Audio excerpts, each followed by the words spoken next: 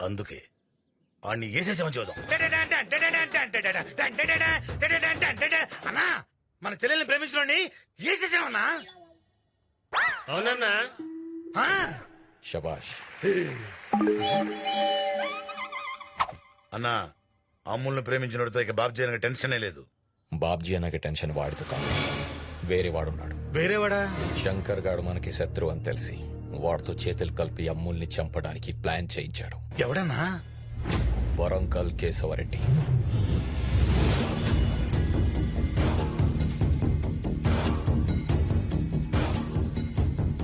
నా దగ్గర పనిచేస్తున్నప్పుడు నేను చెప్పినోన్ని దెబ్బ కొట్టడం న్యాయం, కానీ నన్నే దెబ్బ కొట్టాలనుకోవడం ద్రోహం. కాబట్టి వాడంతటా వాడే బయటికి రావడం ధర్మం.